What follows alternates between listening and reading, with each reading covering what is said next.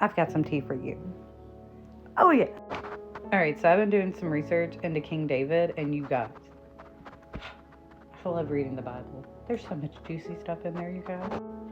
So we all know the story about King David and Goliath, okay? But I just want to make sure that we didn't miss some of the pieces, and I'm going to make it really quick. And we're probably going to have a few parts to this, so stay tuned. And let me know if there's somebody else you want me to dive into in the Bible. So in order to do this right, we have to go way back, okay? Before Goliath, okay? David had 8 brothers, and David was kind of looked at as little or nothing, and like he wasn't never going to amount to anything. All of his older brothers were like soldiers and successful, and they were looked at in a higher standard, basically, at this time. The reason that that's so important is because a prophet comes through, okay? And he comes to the home of David, okay? And he's talking to the father Jesse, and he's like, hey, man, God sent me here. He sent me here because one of your sons are going to be king. And I need you to bring them all to me so I can figure out which one it is. So Jesse was like, okay, I got you. He brought all 8 of his sons in outside of David, who was left in the fields as a shepherd, doing his thing with the sheep because they didn't even think about David. David wasn't important enough to come to this. So this guy goes, okay, let me look at your sons. Oh, they look like soldiers. They look like they could be kings. Okay, we got something here. He puts hands on each one of them, and every time he does, nope, this ain't it. This ain't it, bro. This is not going to be the king. No, he is not it. You are not looking in the right place. Are you sure this is all your sons, Jesse? Are you sure? And then Jesse starts to think, and he's like, well, David, but it's just David. And so the prophet's like, okay, well, I'm going to need you to take me to this David guy, okay, so I can see. So he takes him to David out in the field. And as soon as he put hands on him, he knew immediately this was it. This would be the king because of his heart. The heart inside of him beat for God. That is a heart that I want leading my people. So he said, okay, I'm anointing you, David. You will be king one day. And then he leaves David in the fields. Nothing changed for David. David didn't go and become king or start some kind of, learning plan or anything like that. Nope. He went right back to the same field, hanging out with the same sheep, doing the same thing. All right, now let's fast forward a little bit, okay? So David's brothers are on the line, and they are in the process of battling Palestinians, okay? And David, nothing more than a shepherd, is asked to take some supplies to his brothers, who are soldiers, to help them in being prepared because of the war that was happening. So David lugs his stuff and he takes it out to his brothers so they got supplies, okay? That's the only reason he was even in the area. Well, while David is in the process of traveling through, for 40 days, Goliath is coming out and saying, pretty much, y'all send your toughest soldier to defeat me, and whoever wins, whoever survives, will be the winner, and either we'll take over Israel or you'll be able to push us out of it. And he kept coming out and kept saying, where's my competition at?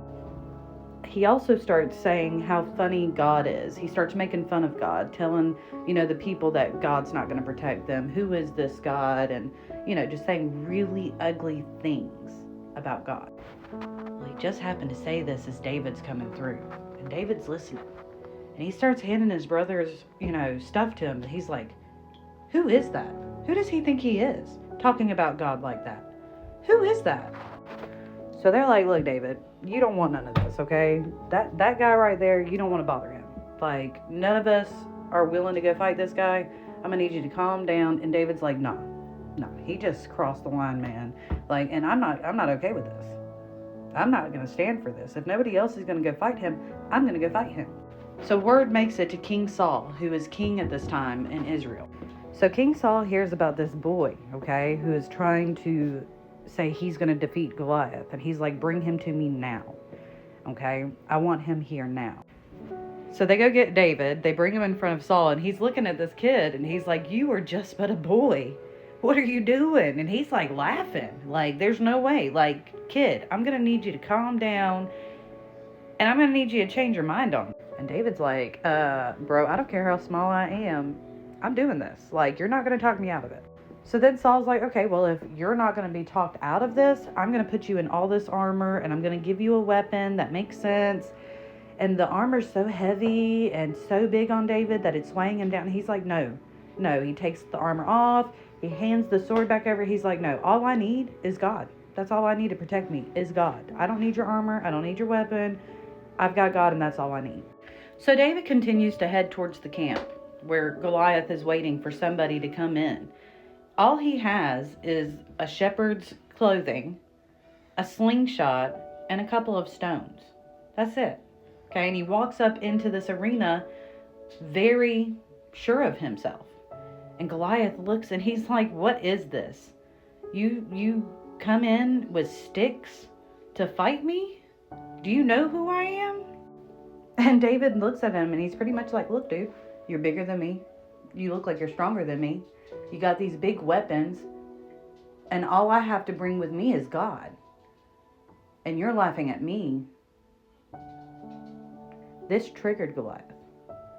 Him calling him out like that triggered him. So Goliath starts to like charge. You know, he's running at David with full force. And David looks at him and he starts running right at him. Running straight centered, looking straight at Goliath. Just running right at him like a version of chicken. And David's like, I'm not going to lose. Pretty much. As he's running towards Goliath, he brings the slingshot out and pulls the stone. And he aims it and hits Goliath right in the forehead. Right here in the forehead. And Goliath hits the ground. Hits the ground, man.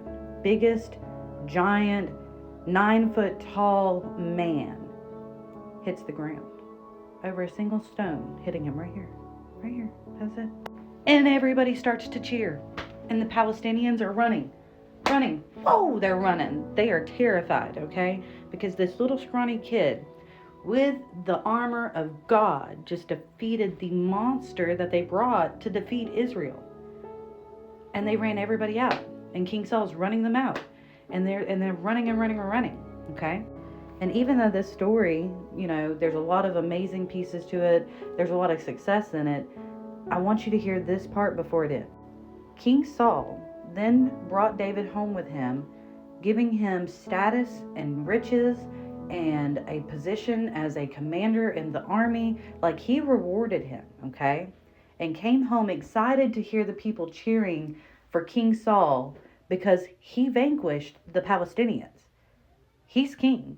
He should be the one that's cheered for. What happened? The people started screaming through the streets. King Saul has killed thousands, but David tens of thousands. And just over and over again, they started chanting this through the streets. And they are praising David. And this strikes jealousy in King Saul. Okay?